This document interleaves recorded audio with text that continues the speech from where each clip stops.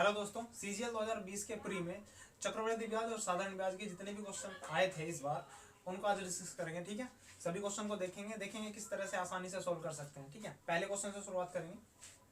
चलिए पहला क्वेश्चन पढ़िए। यदि ब्याज की गणना 5 मासिक चक्रवृद्धि आधार पर होती है तो प्रति वर्ष 15% की दर से 8192 रुपए की राशि पर एक सही 1/4 वर्ष में प्राप्त चक्रवृद्धि ब्याज बताना है। ठीक है, क्वेश्चन समझ गए होंगे। चलिए देखते हैं किस तरह से होगा। सबसे पहले समझना है हमें रेट निकालना है। ठीक है, ये कह रहा है 5 मासिक आधार पर, मतलब हर 5 महीने के बाद जो हमारे रेट है, जो हमारा ब्याज है वो जुड़ेगा। ठीक है, तो एक बात बताइए, इसने बोल रखा है रेट, अभी हम रेट पर फोकस करेंगे। रेट कितना है? 15% है, लेकिन वो वार्षिक है, 12 महीने की है। तो सबसे पहले तुम्हारा काम है 5 महीने की निकालना। ठीक है, क्योंकि 5 मासिक बोल रहा है ना वो, तो जैसे ही रेट निकाल लोगे तो इसका कितना निकलेगा? 3 से काटोगे, 3 चौबारा 3 बजे मतलब तो 25/4%। ठीक है, तो आसान होगा हमारे लिए कि इसे हम रेशो में कन्वर्ट कर ले। 25/4 का रेशो कन्वर्ट करोगे तो 100 से डिवाइड करोगे 1/16। ठीक है, परसेंट हटा के रेशो में कन्वर्ट कर लिया है रेट, तो रेट हमें पता चल गया 1/16। ठीक है, अब देखिए कितना है, 1 सही 1/4 वर्ष। टाइम जो है 1 सही 1/4 वर्ष। ठीक है भाई, 1 से 1/4 वर्ष। इसको हम क्या लिखेंगे भाई? 12 महीने और 1/4 का मतलब 3 महीने, तो 15 माह। अब एक बात बताओ, जब उसने बोला है कि जो रेट है, जो हमारा जो ब्याज है वो हर 5 महीने बाद जुड़ेगा, तो हर 5 महीने बाद जुड़ेगा तो कितने स्लॉट बने टाइम के? 15 महीने में 5-5 महीने के 3 स्लॉट बने। तो एक मेथड क्या कहता है? Tree method. पहला ट्री मेथड बताता हूँ। ठीक है, याद रखना 1/16 रेट आई है हमारी और 15 महीने का हमें ब्याज निकालना है। तो ट्री मेथड क्या कहता है कि जितने भी टाइम स्लॉट बने हैं 5-5 महीने के, ठीक है, 5-5 महीने के टाइम स्लॉट है और सभी के लिए रेट कितनी है? 1/16। लेकिन प्रिंसिपल कितना दिया हुआ है इसने दिया हुआ है 8192। ठीक है, 8192। इसका 1/16। देखो पहले साल जो रेट मिलेगा, पहले साल जो रेट है वो 1/16 होगी। यहाँ भी 1/16, यहाँ भी 1/16। तो बताओ पहले साल भी ब्याज कितना मिला इस मूलधन का? 1/16। 1/16 निकाल लोगे तो 16×5 80 और 16 एकम 16 और 16 दूनी 32। ठीक है, 512। अब 512 है तो ट्री मेथड आप सभी को पता होगा, नहीं पता तो देखो पहले साल जो है SI बराबर होता है, SI हो या CI हो पहले साल का बराबर होता है। 512 है तो 512 तो मिलेगा ही। ठीक है, पहले साल भी, दूसरे साल भी, तीसरे साल भी। अब चक्रवृद्धि ब्याज का मतलब क्या है कि ब्याज के ऊपर ब्याज मिलता है। अब जो दूसरे साल का जो ब्याज है ना, ये 512 मिला, इसके ऊपर इसका 1/16। लेकिन ये जो पहले साल का ब्याज है ना, इसके ऊपर भी हमें ब्याज मिलेगा 1/16। तो जैसे हम इसका 1/16 करेंगे तो 16 या 48 और 16 दूनी 32। ठीक है भाई, 32 रुपये हो गया। और देखो अभी ये 32 इसके रुपए है, इसके ऊपर मिला है ना 1/16। लेकिन तीसरे साल पे जैसे आओगे तो तीसरे साल मूलधन का तो मिल गया 1/16। ठीक है, लेकिन जो ब्याज जुड़ चुका है ये 512 और 512, इसका 1/16 निकाल लोगे ना भाई, 1024 का 1/16 निकाल लोगे तो 64 मिलेगा तुम्हें, इसका डबल ही मिलता है। ठीक है, और ये जो यही बचा हुआ है ना, इसका यहाँ पे लिख दो भाई। एक तरह से हम CD की तरह चल रहे हैं। ठीक है, इसी वजह से ट्री मेथड बोलते हैं, इसकी जो ब्रांच है वो बढ़ती जाती है। ठीक है, इस 512 के ऊपर यहाँ पे लिखा और इस 32 का लिखा मैंने 1/16 कितना? 16 दूनी 32, 2 यहाँ पे लिख दिया। ये टोटल ब्याज होगा। ठीक है, तो टोटल इसे ऐड कर देंगे। देखो ऑप्शन अगर हम चेक करें तो 2 2 4 2 6 2 8 8 4 12 13 14 यूनिट डिजिट पे 4 आने वाला है। और ऑप्शन जैसे ही तुम चेक करोगे तो यूनिट डिजिट पे एक ही ऑप्शन है, क्या? 1634। ठीक है, जोड़ के देख लो वही मिलेगा 1634। तो इस तरह से हम जल्दी से आंसर इसका बता सकते हैं, 1634 इसका आंसर हो गया। ठीक है, आगे होगा समझ में। अभी देखो एक दूसरा मेथड भी है, तो ट्री मेथड है, इससे भी आसानी से कर सकते हैं हम। एक दूसरा मेथड है, उसे और देख लो। अभी मैंने बताया तुम्हें रेट क्या निकला है, जो हमारा रेट आया है वो कितना है? रेट जो है वो 1/16 है। ठीक है, नीचे लिख देता हूँ यार, क्वेश्चन तो है। रेट कितना है? 1/16। तो हम बोल सकते हैं कि जो राशि है वो एक साल में 16 से 17 हो जाएगी। ठीक है, एक साल में, एक साल नहीं 5 महीने में, क्योंकि रेट 5 महीने की निकाल लिया ना। ठीक है, तो अब 5 महीने में इतनी हो जाएगी, तो 15 महीने में जो होगी ना वो इसका क्यूब होगी। अब इसका क्यूब याद होना चाहिए, मतलब 17 का क्यूब कितना होगा? 4913। और 16 का क्यूब कितना होता है? 4096। ठीक है भाई, 4096। तो हम कह सकते हैं कि 15 महीने बाद बस जस्ट इसका क्यूब करना है, स्केलिंग फैक्टर निकाल लो। रेट से हमने स्केलिंग फैक्टर निकाला क्योंकि 3 स्लॉट बन रहे थे 5-5 महीने के, तो इस वजह से हमने क्यूब चढ़ा दिया। क्यूब इसका खोल लोगे तो इतना मिलेगा। ये हमारा हो गया मूलधन और ये हो गया मिश्र धन अमाउंट, ठीक है, मतलब 15 महीने बाद अमाउंट। तो ब्याज कितना मिलेगा, इनका डिफरेंस हम बोल सकते हैं कि ब्याज कितना है, जो CI है हमारा वो इन कितना है, अंतर करोगे जैसे इनका तो 4 817, ठीक है। तो बताओ यार, तुम्हें मूलधन की वैल्यू पता है, तुम्हें प्रिंसिपल पता है, ब्याज निकालना है। रेशो में हो गया सारा क्वेश्चन। कितना है, 8192 है ना, हाँ 8192 कितने की वैल्यू होगी, 4096 की। तो हमें निकालनी कितनी है, 817 की वैल्यू। ये हो गया हमारा CI, ठीक है। तो इसका डबल ही हो रहा है भाई, ये इससे 2 बार कट रहा है ना, बस इसका डबल कर दो, 8 दूनी 16 और 17 दूनी 34 आ गया 15 महीने का चक्रवृद्धि ब्याज, ठीक है। दोनों मेथड आपको बता दिए हैं, जो आसान लगे उसे एप्लीकेबल कर लेना, ठीक है। चलो अगला क्वेश्चन देखते हैं। अगला क्वेश्चन क्या कर रहा है, पहले 2 वर्ष के लिए साधारण ब्याज की दर 8% है। देखिए साधारण ब्याज का क्वेश्चन है, मिक्स हो गया, साधारण ब्याज और चक्रवृद्धि ब्याज दोनों मिक्स होंगे, ठीक है। ये साधारण ब्याज वाला है, ठीक है। पहले 2 वर्ष के लिए 8% है, अगले 4 वर्ष के लिए 10% है, अगले 6 वर्ष के लिए, 6 वर्ष के बाद जो है वो 12% है। 9 वर्ष के बाद किसी व्यक्ति को इतने रुपए ब्याज के रूप में मिलते हैं तो निवेशित धन बताना है, ठीक है। चलो देखो इधर देखो, 2 वर्ष के लिए कितना है, ब्याज की रेट जो है वो 8% है, अगले 4 वर्ष के लिए 10% है, ठीक है। और अब क्या कह रहा है कि 6 वर्ष के बाद 12% है। देखो 6 वर्ष के लिए तो इतना हो गया, हमें टोटल बताना है 9 वर्ष, तो 6 तो ये हो गया, बाकी कितना बचा, 3 वर्ष। तो ये जो टाइम चल रहा है ना, ये जो वर्ष चल रहे हैं और इधर रेट चल रहा है, ठीक है, यहाँ पर होगा 12। देखिए यहाँ पे 3 क्यों लिया, समझ लो। 2 वर्ष के लिए 8% हो गया, 4 वर्ष के लिए 10% हो गया। उसने बोला है कि 9 वर्षों के बाद टोटल ब्याज इतना मिल रहा है, तो 9 वर्ष करो तो सही।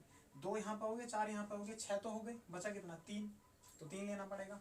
ये रेट आपको पता है। तो अगर हम मूलधन मानते हैं, प्रिंसिपल मानते हैं 100 रुपये, ठीक है। तो यहाँ बताओ 2 साल में 8% तो कितना परसेंट, टोटल हो गया 16%, यहाँ पर हो गया 40%, ठीक है। और यहाँ पर हो गया 12 36%, सही है भाई। इन सभी को जोड़ने के बाद कितना मिलेगा तुम्हें, 92%। तो हम कह सकते हैं कि हमें 92% 9 साल में ब्याज मिल चुका है। तो भाई सिंपल सा क्वेश्चन है यार, जो ये वैल्यू दे रखी है ना 18358.6, ये इस 92% की वैल्यू हो गई, तो तुम 100% की वैल्यू निकाल दो, वही हमारा मूलधन हो गया। सिंपल सा क्वेश्चन समझने की कोशिश करो। हमने टोटल निकाल दिया कितने परसेंट ब्याज, हमें ब्याज मिल चुका है, 9 वर्ष में कितने परसेंट ब्याज मिल चुका है, 92% मिल चुका है।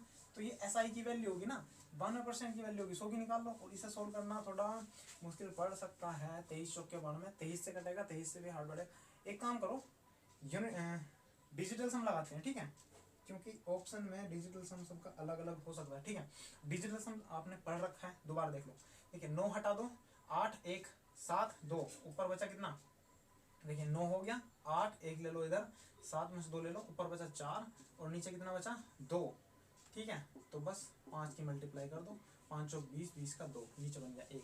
तो ऑप्शन वो होगा जिसका डिजिटल सम 2 होगा। और डिजिटल सम कौन से का, देखो पहले वाले का 7 5 12 13 14 और 1 15, 6 हो गया, हटाओ इसे, 8 और 2 हटाओ, इसे भी दूसरा ऑप्शन भी नहीं है। तीसरा ऑप्शन देखते हैं, 9 हटाओ 7, 7 में से 2 ले लो, 7 7 14 5, 5 9 बन रहा है, ये भी गलत है। चौथा ऑप्शन 9 को हटाओ, 5 5 10 और 1 5 5 10 और 1 11, 11 का हो गया 2, ठीक है। तो फोर्थ ऑप्शन का डिजिटल सम 2 आ रहा है, इस वजह से हमारा फोर्थ ऑप्शन ठीक है। तो आंसर क्या होगा जो फोर्थ ऑप्शन में 19955, ठीक है। सारी चीज अपने दिमाग में रखनी पड़ेगी, तभी जाकर क्वेश्चन सोल्व बनेगा, वरना इसे काटते रह जाओ फिर, ठीक है ना। हाँ, तो डिजिटल सम से पता चल गया ऑप्शन नंबर 4। मेथड समझ में आ गया होगा, बड़ा ही आसान है। चलो अगला क्वेश्चन करते हैं। पढ़ो, 2 समान राशियां क्रमशः 6% और 10% के साधारण ब्याज पर उधार ली जाती हैं। पहली राशि दूसरी राशि की तुलना में 2 वर्ष बाद वापस की गई और प्रत्येक स्थिति में 1105 रुपए की थी। तो प्रत्येक योजना में कितनी राशि उधार ली गई थी, ठीक है भाई। तो इस क्वेश्चन को पढ़ो, कहना क्या चाह रहा है, ध्यान दो कि 2 राशियां समान राशियां हैं। पहले को हम 6% के ब्याज पर दे रहे हैं, 6%, और दूसरे को दे रहे हैं हम 10%, है ना, हाँ 10% हो गया, ठीक है। समान राशि है, एक को 6% पे दे रहे हैं, एक को 10% में।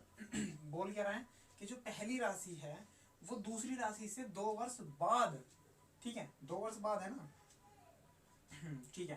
पहली राशि दूसरी राशि से 2 वर्ष बाद हमें प्राप्त हो रही है और राशि भी बराबर प्राप्त हो रही है। तो यार एक बात बताओ, टाइम भी तो अलग अलग है, राशि भी बराबर प्राप्त हो रही है। राशि बराबर कब प्राप्त होगी? जब दोनों का जो रेट है, जो दोनों का जो एसआई है वो बराबर होगा, क्योंकि राशि समान थी इस वजह से। अगर ब्याज भी समान होगा तभी जाकर उनका अमाउंट सेम होगा। तो एक बात बताओ, और इनके टाइम का डिफरेंस कितना है? 2 साल। तो यार देखो, अगर x ही मानना है तुम्हें, x मान लो, x ही से मान लो, तो x + 2 हो गया, 2 साल बाद है ना, ठीक है। या फिर एक काम करो, एज्यूम करो अपने आप एक वैल्यू, बड़े ही आसान तरीके से। देखो अगर तुम इसे 1 मान लोगे तो ये कितना होना चाहिए? 3, ठीक है। 10% हो गया, 18% नहीं है बराबर, ठीक है। अगर इसे 2 मान लोगे तो इसे मानना पड़ेगा कितना? 4, 6 चौक 24, और यहाँ 20 बनना नहीं बनना। और जैसे ही तुम इसे 3 मान लोगे तो इसका क्या मानना है? 5, ठीक है। देखो 30 और 6 × 30 हो गया। इस x मानने की जरूरत ही नहीं है, वरना x से भी हो जाता, ठीक है। तो तुम इसे क्या मान लोगे? इसे तो तुम मान लो 3 और इसे 5। ये टाइम हो गया, ये वर्ष हो गया मेरे भाई, ये वर्ष हो गया। कि जो पहली राशि है वो 5 वर्ष के लिए दी गई, दूसरी राशि 3 वर्ष के लिए दी गई, ठीक है। तभी तो हमें पता चला कि ये जो राशि है पहले वाली दूसरी राशि से 2 वर्ष बाद प्राप्त हो रही है। तो भाई दोनों स्थिति में 30% ब्याज मिला, समझ गए।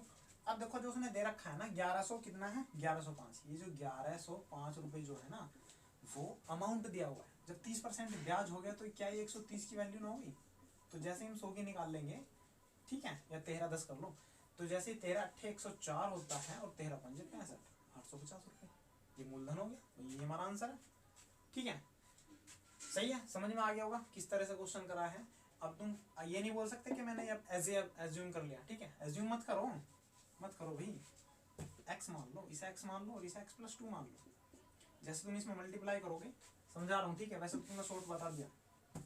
इसे मल्टीप्लाई करोगे 6x + 12 बराबर 10x, और जैसे ही x की वैल्यू यहाँ से निकाल लोगे तो x मिलेगा 3, और यहाँ पे मिला 3, यहाँ पे मिला 5, हो गया, ठीक है ना। चलो अगला क्वेश्चन करो। 7500 रुपए की राशि 10% के चक्रवृद्धि ब्याज की दर पर एक निश्चित समय में 9075 रुपये हो जाती है।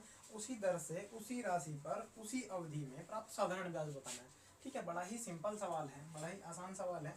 जब रेट भी दिया हुआ है, मूलधन भी दिया हुआ है, तो एक बात बताओ, जब 7500 रुपये से 9075 रुपये हो रहे हैं तो ब्याज कितना मिल रहा है? CI कितना मिला? कितना मिला? 1575 ना हो गया क्या? 1575। तो अब एक बात बताओ, ट्री मेथड के अनुसार अगर हम चलते हैं 10% के हिसाब से 7500 का 10% कितना हुआ? 750। दूसरे साल भी 750, इसका 10% 75 हो गया। जब जोड़ोगे तो हो गया 1575। मतलब क्या कि ब्याज जो है ना वो 2 साल मिला है। टाइम कितना है? 2 वर्ष। और वो पूछ क्या रहे हैं? साधारण ब्याज 2 साल का। और साधारण ब्याज में बस क्या, ये वाला पार्टी तो नहीं होता, ये दोनों तो होते हैं। तो अगर हम ऐसा ही निकालना चाहें तो कितना होगा भाई? 1500 हो गया। यही पर कहानी खत्म इस सवाल की, ठीक है। समझ में आ गया होगा। चलो अगला क्वेश्चन पढ़ेंगे। साधारण ब्याज की दर से 3 वर्ष बाद 14,880 रुपये हो रहे हैं, 5 वर्ष बाद 16,800 रुपये हो रही है साधारण ब्याज से, ठीक है। उसी राशि के लिए 10% साधारण ब्याज की दर पर 4 वर्ष में कितना साधारण ब्याज होगा? बड़ा ही आसान है, देखो क्या करना है। 3 वर्ष बाद इतना हो रहा है, 5 वर्ष बाद इतना हो रहा है, तो 2 साल में कितना ऐसा ही मिला भाई? 2 वर्ष का जो ऐसा ही है वो कितना मिला?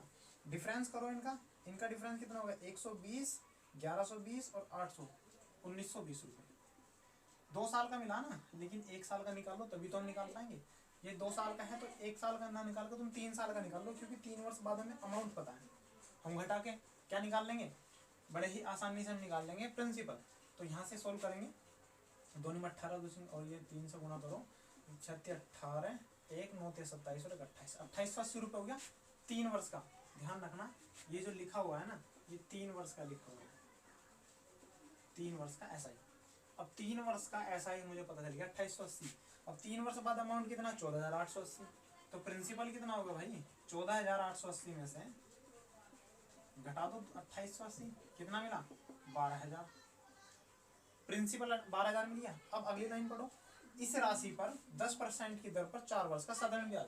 10% 4 वर्ष तो टोटल 40% नहीं होगा क्या? और 40% का मतलब क्या है? 2/5। तो क्या हमें करना है? इसका 2/5 निकाल देना है, ठीक है। 24 × 120, 24 दूनी 48, 4800 हो गया हमारा आंसर, ठीक है। यही 4800 रुपये हमारा आंसर है। चलो अगला क्वेश्चन पढ़ो। चक्रवृद्धि ब्याज की दर से एक राशि 2 वर्ष में इतनी हो रही है, 3 वर्ष में इतनी हो रही है, तो 40,000 की राशि पर समान ब्याज की दर से 2 वर्ष का साधारण ब्याज बताना है, ठीक है। करने का तरीका क्या है? देखो 2 साल बाद का अमाउंट दे रखा है, 3 साल बाद का अमाउंट दे रखा है, और चक्रवृद्धि ब्याज है। इस कंडीशन में क्या करते हैं हम? रेट निकालो सबसे पहले तो। और रेट निकालने का तरीका क्या है, डिफरेंस देखो हमें ब्याज कितना मिला है 314,928 और 291,600। ये 3 साल बाद अमाउंट है, ये 2 साल बाद अमाउंट है। जैसे हम इसका डिफरेंस करेंगे 23 और 23,328, ये हमें मिल गया CI कितने साल का, 1 साल का ही। अब 1 साल का जो CI मिला है ये किसके ऊपर मिला होगा भाई है, ये मिला होगा, मैं ध्यान से देखो क्वेश्चन को, ये मिला होगा 2916 और 2 जीरो। भाई ये जो ब्याज है ये 1 साल का ब्याज जो है इतने रुपए के ऊपर ही तो मिला, देन 100 के ऊपर, ये हमारा क्या हो गया रेट।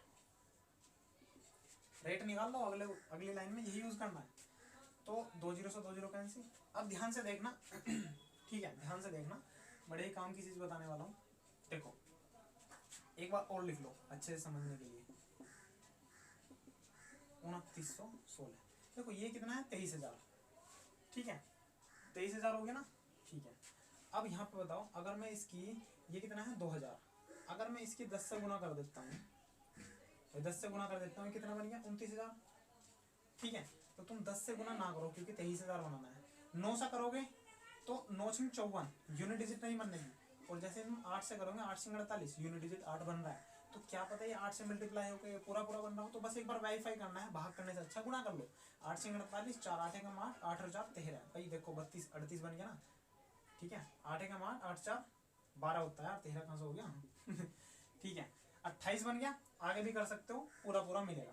तो कुल मिलाकर मैं ये कह सकता हूँ कि अगर तुम इसे इससे डिवाइड करोगे तो मिलेगा 8%, ठीक है। समझ में आया क्या करा हमने, 3 साल के बाद का जो अमाउंट है 2 साल के अमाउंट से माइनस करा, ये मिला हमें ब्याज 1 साल का, कितने के ऊपर मिला होगा, इसी के ऊपर मिला होगा क्योंकि चक्रवृद्धि है ना, इस वजह से इसके ऊपर मिला होगा ये, देन 100 के ऊपर, तो हमें रेट पता चल गया 8%। काटने का तरीका बता दिया, वरना वैसे भी काट सकते हो, ठीक है डायरेक्ट निकाल लिया, 8% रेट हो गया। अब जैसे ही 8% रेट हुआ तो चलो यहीं पे कर लो यार। अगला क्वेश्चन क्या करना है, 40,000 रुपए के ऊपर 2 वर्ष का साधारण ब्याज, 2 वर्ष का साधारण ब्याज 16% होगा, अमाउंट कितना है 40,000, इधर देख लो 40,000 का 16% निकाल दो, कितना हो गया 6400, ठीक है। तो आंसर आसान है, लेकिन ये 8% निकालने की ही इसमें क्वेश्चन में बात है जो कि हम निकाल चुके हैं, ठीक है। चलो अगला क्वेश्चन समझते हैं, इस क्वेश्चन को समझ गए हो क्या किस तरह से करना, ठीक है। चलो क्वेश्चन देखो, 15% वार्षिक साधारण ब्याज दर पर 2 वर्ष में कोई राशि 13,650 रुपये हो जाती है, समान अर्धवार्षिक चक्रवृद्धि ब्याज की दर पर वह राशि 1 वर्ष बाद कितनी हो जाएगी, ठीक है। देखो 15% की ब्याज दर पर 2 वर्ष के बाद इतनी हो रही है, जितनी भी हो रही हो, कितनी परसेंट बढ़ी होगी राशि, 15 दूनी 30%, तो क्या ये 130% की वैल्यू नहीं है, जो 13,650 जो है वो क्या 13 मतलब 130% की वैल्यू होगी, तो 100 की निकाल लोगे, मतलब 13 10, समझ रहे हो 130 100 सोल्व करो, 13 कम 13 13 पंजे 65, तो 10500, ये हमारा हो गया मूलधन। अब इस मूलधन पर वो क्या कह रहा है कि अर्धवार्षिक दर पर 1 साल का ब्याज बताना है, ब्याज नहीं राशि बतानी है। तो एक बात बताओ कि अभी जो है 15% रेट है, ठीक है, तो अर्धवार्षिक की रेट होगी 15/2%, जैसे इसे सोल्व करोगे तो मिलेगा 3/40, 100 से भाग करोगे, 5 × 15, 5 दूनी 10, 2 दूनी 4, ठीक है 40, तो कुल मिला के स्केलिंग फैक्टर जो आया है वो आया है 43/40, ठीक है। ये आया 6 महीने का, और अगर हम 6 महीने से 1 साल पे जाएंगे तो इसका स्क्वायर करना पड़ेगा, इसका स्क्वायर कितना होगा 7 7 49, और 25 में से जैसे ही 7 घटाओगे तो 18, ठीक है, और इसका 1600, ठीक है 1600 नहीं, हाँ 4 4 16, ठीक है 1600। तो अब एक बात बताओ कि अब मैं कहना चाह रहा हूँ कि 15/2% की रेट से, इसे तो हटाओ ये पूरी थी, स्केलिंग फैक्टर इतना आया, 1 साल का ये 2 साल का ये, तो 1600 रुपये की राशि 2 साल में इतनी हो जाएगी, लेकिन राशि तो वास्तव में है इतनी। तो अब मुझे क्या बताना है कि 2 साल बाद अगर मुझे अमाउंट बताना है तो 10500 ये जो है वो 1600 की वैल्यू है, तो मुझे बतानी है 18,449 की, ठीक है। 2 जीरो से 2 जीरो कैंसिल होगी, कुछ भी काट लो इसमें, अप्रोक्सीमेशन में बताना है 105 और गुना 16 से काटो, 16 एकम 16 2, 16 एकम 16, 16 पंजे 80 और 9, 16 पंजे 80.5, ठीक है। देखो अप्रोक्सीमेशन में आंसर हमें बताना है, तो गुणा करने का तरीका यहाँ पे और अच्छी क्वेश्चन आया है, देख लो कैसे करना है। देखो इस पॉइंट को भूल जाओ थोड़ा सा, ये 100 से गुना कर लो पहले इसमें। तो तुम जैसे ही देखो 0.5 को भूल जाओ, भी 115 की बात कर रहा हूँ मैं, 115 की गुना 100 में करोगे तो 115 11,500 आया। अब 115 की 5 में गुना करोगे तो 575 आया, 575। अब 105 की 0.5 में गुना करोगे तो कितना मिलेगा, आधा ही तो 52.5। बस इसको ऐड कर लो, जैसे ही ऐड करोगे तो 5 पॉइंट कितना 7 और 7 5 12, इधर लिख रहा हूँ ठीक है। जैसे ही ऐड करोगे तो 5 पॉइंट कितना मिला 7 और 7 5 12 का 2, क्या आ गया 1 और ये आ गया 12, मतलब क्या कि 12,127 पॉइंट समथिंग। और ऑप्शन देख लो अप्रोक्सीमेशन है 12,134, बिल्कुल ठीक है ना भाई। 127 और 134 में इतनी बड़ी बात है नहीं, 4 ऑप्शन बहुत गैप है ठीक है। आगे भी सोल्व करोगे आगे भी मिलेगा ना, इस वजह से आंसर ठीक है। दोबारा समझ लो, क्वेश्चन अच्छा है, लॉजिक अच्छा है। मूलधन निकालना सबसे पहले 30% की वैल्यू, मतलब 30% बढ़ा हुआ था, 130 की वैल्यू थी, हमने 100% की निकाली, मूलधन निकल गया। इस मूलधन पे हमने अब निकालना है 1 साल का अर्धवार्षिक रूप से। अर्धवार्षिक रूप से अगर हम निकालेंगे तो रेट होगा 15/2।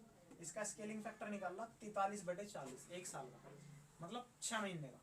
1 साल का निकाल लोगे तो स्क्वायर करना पड़ेगा, स्क्वायर करोगे तो ये मिलेगा, मतलब 1 साल में कोई राशि 1600 रुपये से 1849 हो जाएगी। लेकिन राशि तो हमारी कितनी है 10,500, तो क्या 1600 की वैल्यू जो है 10,500 नहीं, 10,500 1600 की वैल्यू हुई। तो हमें बताना है कि 1 साल बाद अमाउंट कितना हो जाएगा, इतना हो जाएगा। गुना करके देखा, अप्रोक्सीमेशन में गुना करने का तरीका सबसे आसान यही है, इससे आसान कोई मेथड है नहीं धरती पे ठीक है। तो ये आंसर आ गया। चलो अच्छा क्वेश्चन है, ए बी से 1,60,000 रुपए की राशि 10% के साधारण ब्याज पर ले लेता है।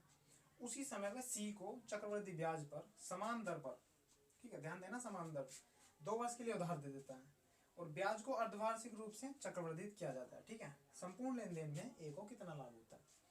तो कहानी क्या चल रही है, ध्यान से समझना कि ए जो है, मतलब ए जो है वो बी से राशि ले लेता है 1,60,000 ठीक है। 1,60,000 की राशि उसने उधार ले ली, रेट जो है वो 10% है, सही है। और अब क्या करता है ये कि 2 साल के लिए वो दे देता है किसी और को, लेकिन चक्रवृद्धि, इसने ली है साधारण ब्याज पर लेकिन देगा चक्रवृद्धि और वो भी अर्धवार्षिक। तो एक बात बताओ, जब 2 साल के लिए उसने चक्रवृद्धि ब्याज पे किसी दूसरे को राशि दे दी, तो तुम 2 साल का ये भी तो देखो कि ये 2 साल में इसे कितने देने हैं वापस। भाई इसने किसी से बी से जो लिए है धनराशि, तो बी को 2 साल में ये कितने देगा 20%। और जैसे ही तुम इसका 20% निकाल लोगे तो क्या वो 32,000 नहीं होगा, ठीक है। कितने परसेंट 20%, समझ रहे हो। तो 1,60,000 का 20% 32,000, ये क्या हो गया 32,000, वो अमाउंट हो गया, वो ब्याज हो गया जो ए को देना है बी को, ठीक है। अब बात समझो, ए ने ये राशि जब ही पकड़ी थी और जब भी किसको सी को पकड़ा दी, और किस तरह से पकड़ाई है कि 2 साल के लिए पकड़ाई है, और रेट क्या इसका हाफ होगा। और हाफ क्यों होगा, क्योंकि अर्धवार्षिक रूप से दिया, और अर्धवार्षिक में क्या होता है रेट आधा हो जाता है। दोबारा समझो, ए ने बी से 1,60,000 रुपए की राशि ली 10% के रेट पर, 2 साल का तुम ब्याज निकाल लो। क्यों निकाल लो, क्योंकि 2 साल के लिए उसने और दूसरे को दे दिया, 2 साल का ब्याज आ गया 32,000, मतलब 32,000 रुपए ए को देने हैं, ठीक है। अब ए के पास आएंगे कितने, सी से कितने आएंगे वो यहाँ पे देखो, क्योंकि 2 साल का अमाउंट है, 2 साल के लिए उसने दिए हैं अर्धवार्षिक रूप से। तो अगर ट्री मेथड से करते हो तो टाइम के 4 स्लॉट बनेंगे। अब रेट भी देख लो भाई, देखो यहाँ पे रेट कितना होगा 10% का होगा 5%, क्योंकि अर्धवार्षिक है। और 5% निकाल लो, बड़े ही आसानी से तुम इसका 5% निकाल लोगे, कितना निकाल लोगे 16 पंजे 80, 8,000, समझ रहे हो। पहले साल 8,000, दूसरे साल 8,000, तीसरे साल 8,000 और चौथे साल भी 8,000। ये तो हो गया साधारण ब्याज, लेकिन हमने बोला है क्या चक्रवृद्धि ब्याज। ए ने लिया है साधारण ब्याज पर, लेकिन सी को दिया है चक्रवृद्धि ब्याज पर। और चक्रवृद्धि ब्याज कैसे लगता है, ब्याज के ऊपर ब्याज। तो जो दूसरे साल है इसका भी 5% जुड़ेगा, 8 पंजे 40, 400। इस बार 16 का 800, और यहाँ पे 24 का कितना 1600, नहीं 1200, ठीक है। अब देखो इन सभी का ब्याज हो गया यहाँ पे, अब इनका भी तो ब्याज देखो, दूसरे साल इस 400 का 20%, नहीं 20% नहीं 5%, 4 पंजे 20 हो गया, ठीक है। और यहाँ पे होगा इस 1200 का कितना 60, और इधर कितना होगा 20 का। अब 20 का 5% कितना होता है 1 होता है। ठीक है, अब इसे जैसे तुम जोड़ोगे ना, देखो कुछ जोड़ना नहीं है, करना क्या है, देखो ए बीच में खड़ा है, इधर बी है और इधर सी है। ए जो है वो इसको ए को देने हैं बी को कितने रुपए 32,000 रुपए, तो ए को देने हैं 32,000 रुपए इसे, लेकिन सी से कितने प्राप्त कर रहा है इतने रुपए। तो इससे लाभ कितना हो रहा है, देखो ये जो ए को 32,000 रुपए इसको देने हैं ना, दे दिए, ये भी 832, ठीक है 32,000 दे दिए। अब ये तो बचे हुए रहेंगे ना, कितने बच रहे हैं, जो बचे हुए हैं वो लाभ ही तो हुआ, इस ए को लाभ हुआ, एक्स्ट्रा मिल रहे हैं सी के द्वारा कितने इतने, इसे जोड़ दो 24 80 1 81, ये लाभ हो गया इसका। ठीक है, क्वेश्चन देखने में अजीब सा लेकिन बहुत आसान सॉल्यूशन है इसका। 32,000 रुपए इसे देने थे, लेकिन इसके पास आए कितने 32,000, तो आए 2481 रुपए एक्स्ट्रा है, तो इस 2481 रुपए का ही लाभ हो गया। कोई निश्चित धनराशि उधार ली और पहले वर्ष के अंत में उसने 4,000 रुपए दे दिए और दूसरे वर्ष के अंत में 7,700 रुपए का भुगतान करके पूरा जो कर्ज था वो चुका दिया। ठीक है, ब्याज की दर जो है वो 10% है और चक्रवृद्धि है, तो उधार ली गई राशि बतानी है। तो एक बात बताओ, पहले साल जो उसने दिए हैं वो 4,000 रुपए दिए हैं और दूसरे साल जो दिए हैं वो 7,000 दिए हैं, 7,000 में 7,700 रुपये, 7,700 रुपये।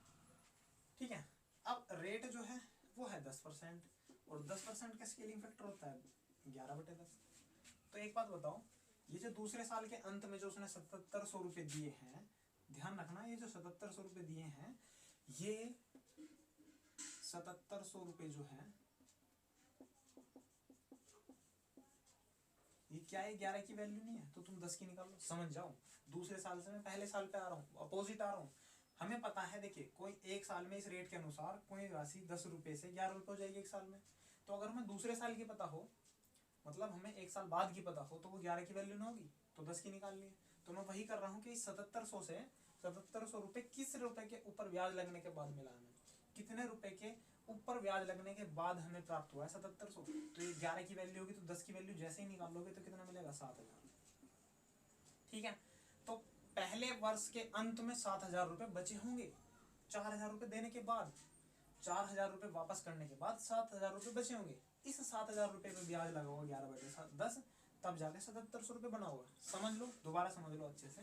ये जो 7,700 रुपये हैं, इस रेट का यूज करके मैं आ चुका हूँ पहले साल के अंत में, और पहले साल के अंत में 4,000 रुपये उसने जो वापस करे हैं ना, उसे इसमें ऐड कर दो। पहले साल के अंत में 4,000 रुपये देने के बाद 7,000 रुपये बचे थे, तो तुम जैसे इसे जोड़ोगे, पहले साल पे आओगे, इसमें जोड़ोगे 7,000 रुपये, तो कितना बचा 7,4 11,000। तो पहले साल के अंत में 11,000 रुपये बने थे हमारे। अब ये 11,000 भी कितने मूलधन के ऊपर ही तो बन के आया होगा, ये 11,000 रुपये पहले साल के अंत में मूलधन के ऊपर इस रेट को स्केलिंग फैक्टर को यूज करके आया होगा। तो फिर ये 11 की वैल्यू होगी, जैसे ही तुम 10 की वैल्यू निकालते हो तो मिलेगा हमें क्या, मूलधन कितना हुआ 10,000। ये हमारा आंसर है। ठीक है, बस हमने 2 बार स्केलिंग फैक्टर यूज किया है, बाकी कुछ नहीं किया, सवाल बहुत आसान था। ठीक है, चलिए अगला, 8,000 रुपये की राशि पर 10% की वार्षिक ब्याज की दर से 2 सहित 2/5 वर्ष में साधारण ब्याज और चक्रवृद्धि ब्याज का अंतर बताना है। बड़ा ही आसान सवाल है। देखो क्या करना है, 10% रेट है, स्लॉट देखो टाइम के, एक साल 2 साल, लेकिन तीसरा साल पूरा नहीं है, तो यहाँ पे तो 10% ही रहेगा, यहाँ भी 10% रहेगा, लेकिन यहाँ पे तीसरे साल कितना है 2/5 वर्ष, तो तुम रेट का भी 2/5 कर दो। जैसे तुम 2/5 करोगे तो कितना 4%, तो ये हो गया हमारा रेट। समझ रहे हो, पहले साल 10%, दूसरे साल 10%, तीसरे साल 4%। और भाई अमाउंट तुम्हें पता ही है, प्रिंसिपल है 8,000 रुपये, निकाल तो बड़ा ही आसान है। इसका 10% 800 रुपये, यहाँ भी 800 रुपये, इसका 4% 832 320 रुपये। यहाँ पे दूसरे साल में 8% है ना भाई, 10% है, दूसरे साल में 10% है, तो इस ब्याज के ऊपर 10% हो गया 80 रुपये। लेकिन यहाँ पे 4% है, और यहाँ पे कितने के ऊपर आते हैं 1,600 के ऊपर, तो 1,600 के ऊपर 4% कितना होगा 16,64 रुपये। यहाँ भी 4% है, इस 80 बचा हुआ है ना, इस 80 का 4% निकालो 832 3.2। ठीक है, और बस इसको सभी को जोड़ दो। ठीक है, 8 और 8 16, 16 और 3 19, 19 और 1 कितना हो गया 2,000, 2,000 हो गया ये, और हमारा हो गया ये 67.2, 2067.2। ठीक है, तो वो क्या कह रहा है, अच्छा ये तो अंतर पूछ रहा था यार, इतना तो हमें जाने की जरूरत भी नहीं थी, वो तो हमें अंतर पूछ रहा था, साधारण ब्याज और चक्रवृद्धि ब्याज का अंतर। तो ये टोटल में जोड़ो, अंतर क्या है, साधारण ब्याज तो ये हो गया, चक्रवृद्धि ब्याज और साधारण ब्याज का अंतर, भाई साधारण ब्याज ये इतना, चक्रवृद्धि ब्याज पूरा, तो अंतर क्या हो गया, बस ये वाला अमाउंट जोड़ दो। जैसे तुम इसे जोड़ोगे तो 147, ठीक है, 147.2, ये हो गया हमारा डिफरेंस। अभी अच्छे क्वेश्चन हो चुके हैं, आज 10 क्वेश्चन हुए हैं, बाकी बचे हुए अगली वीडियो में करेंगे, ठीक है।